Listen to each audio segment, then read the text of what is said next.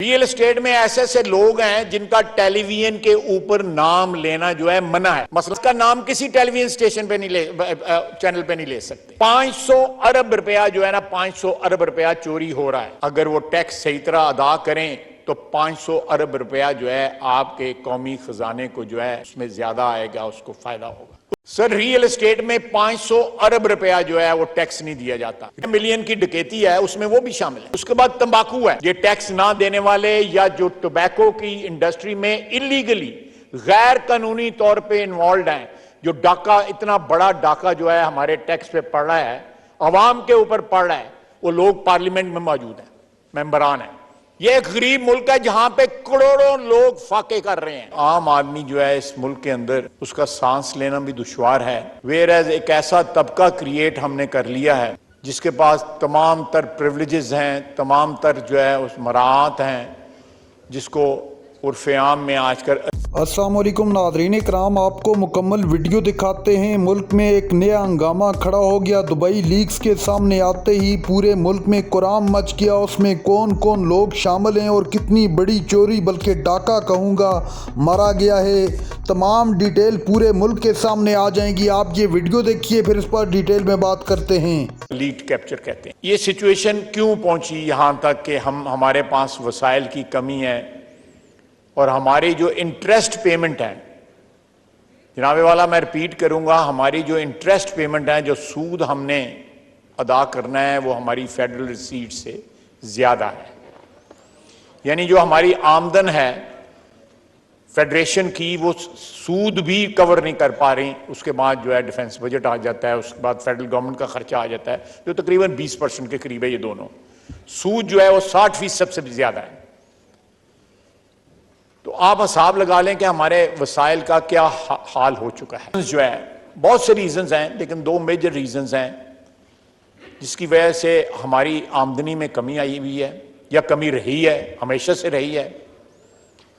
और एक continuous haemorrhage है, फाइनेंशियल हेमरेज है, जिसको एड्रेस नहीं किया गया over the years, over the decades.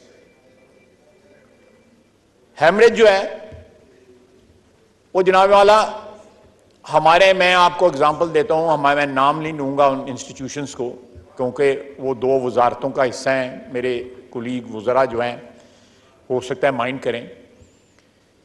दो सिर्फ इंस्टीट्यूशन का जो डेट है वो 1000 अरब से ज्यादा है। एक इंस्टीट्यूशन का जिसका तकरीबन 700 अरब है, इसमें से डेट जो है उसके ऊपर 86 अरब रुपया सिर्फ इंटरेस्ट पे किया जाता है। दोनों ऑर्गेनाइजेशन जो है माशी डेफिनेशन के हिसाब से अगर उनकी तारीफ की जाए माशी तौर पे, तो दोनों एक्सट्रीमली सिक ऑर्गेनाइजेशंस हैं। उनकी जितनी जल्दी भी डिस्पोजल हो जाए इस मुल्क के लिए बेहतर है, लेकिन हम उनको कैरी कर रहे हैं अपनी निगलेक्ट की वजह से, अपनी बेहिसी की वजह से, अपने जो माशी हालात हैं उनसे बेखबरी की वजह से। बेखबरी तो मैं नहीं कहूंगा, सबको पता है कि हमारी माशी हालात क्या हैं। ये हालात जो हैं ये कोई छुपे हुए नहीं है। हजारों अरब रुपया जो है वो हमारे मुल्क में ऐसी ऑर्गेनाइजेशन को जिंदा रखने की कोशिश में सर्फ होता है जिनका जिंदा रहना जो है नामुमकिन है, या उनको जिंदा रख के उसमें पैसे पंप करना, मैं समझता हूं एक क्राइम अगेंस्ट स्टेट है। आप क्राइम अगेंस्ट स्टेट कमिट करते हैं जब एक ऑर्गेनाइजेशन जिसका कोई सिलसिला ही ना हो रिवाइवल का, और आप उसको पंप करते हो। और उसके साथ लूटमार का यह हाल है कि हमारे यहां पे गुर्बत मकाओ के लिए या गुर्बत खत्म करने के लिए जो है, जो ऑर्गेनाइजेशंस जो हैं उन्होंने गुर्बत तो नहीं मकाई, गुर्बत तो खत्म नहीं की, लेकिन उनके चीफ ऑपरेटिंग ऑफिसर और चीफ जो सीईओ और सीओओ जो हैं, चीफ एग्जीक्यूटिव ऑफिसर और चीफ ऑपरेटिंग ऑफिसर, उनकी 30-35 लाख रुपया तनख्वाह है। और वो अपनी पोजीशंस को प्रोटेक्ट करने के लिए उन्होंने स्टे ऑर्डर्स लिए हुए हैं।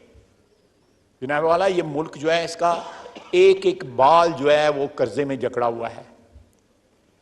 और आप पॉवर्टी एलिविएशन के लिए जो ऑर्गेनाइजेशंस बनाते हैं उनमें ये इतनी इतनी तनख्वाहें देते हैं, क्या किसी को पता है?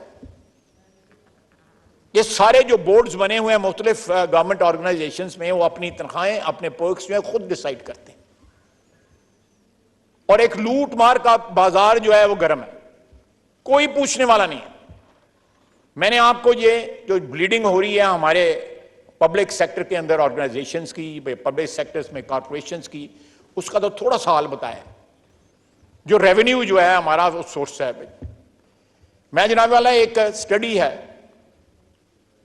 जो एक ऑर्गेनाइजेशन है, कल उन्होंने सरीना में एक अपना एक सेमिनार भी रखा हुआ है, उन्होंने ये स्टडी पब्लिश किया है, IPOSS उनका उस स्टडी उस ऑर्गेनाइजेशन का नाम है।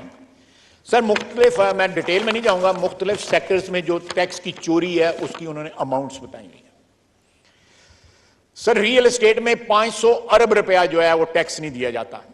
अगर वो टैक्स सही तरह अदा करें तो 500 अरब रुपया जो है आपके कौमी खजाने को जो है उसमें ज्यादा आएगा, उसको फायदा होगा। उसके बाद तंबाकू है। रियल एस्टेट में ऐसे ऐसे लोग हैं जिनका टेलीविजन के ऊपर नाम लेना जो है मना है, मसलन मलिक रियाज है, वो जो 190 मिलियन की डकैती है उसमें वो भी शामिल है। 500 अरब रुपया जो है ना, 500 अरब रुपया चोरी हो रहा है अंडर इनवॉइसिंग और लैंड वैल्यूएशन के मद के अंदर जो है ना वो ये सारा पैसा चोरी हो रहा है। उसके बाद टोबैको है, 240 अरब रुपया चोरी हो रहा है। दो कंपनीज जो दोनों फॉरेन कंपनीज हैं वो 99% टैक्स पे कर रही हैं और बाकी तमाम कंपनियां जो 40% हैं वो 1% टैक्स पे कर रही हैं। और वो लोग हमारी पार्लियामेंट में पहुंच चुके हुए हैं। ये टैक्स ना देने वाले या जो टोबैको की इंडस्ट्री में इलीगली गैर कानूनी तौर पे इन्वॉल्व हैं, जो डाका, इतना बड़ा डाका जो है हमारे टैक्स पे पड़ रहा है, अवाम के ऊपर पड़ रहा है, वो लोग पार्लियामेंट में मौजूद हैं, मेंबरान हैं। आपको भी पता है, आप मुझसे बेहतर जानते हैं। यही हाल है ना डेप्टी स्पीकर साहब। 50 बिलियन का जो है ना वो टैक्स चोरी है, 50 अरब रुपए की। ऑटो लुब्रिकेंट्स जो है 56 अरब रुपए की चोरी है। ये सारा उन्होंने आगे डिटेल भी बताया हुआ है कि किस तरह उन्होंने कैलकुलेट किया हुआ है। फार्मास्यूटिकल में 65 अरब रुपए की चोरी है। चाय की इंपोर्ट में 45 अरब रुपए की चोरी है। स्टील के सेक्टर में 30 अरब रुपए की चोरी है। इस सारे आगे उन्होंने जिस तरह चोरी हो रही है उसका तरीका भी बताया हुआ है किस तरह ये लोग चोरी। नाज़रीन कराम, आपने वीडियो देखी। ख्वाजा आसफ ने असम्बली के फ्लोर पर करप्शन की पूरी दास्तान सुना दी और बताया कि इसमें कौन कौन मुलव्वज़ है और किसका नाम टीवी पर नहीं लिया जा सकता। अब जो दुबई लीक्स सामने आई है उसने बड़े बड़ों के होश उड़ा कर रख दिए हैं।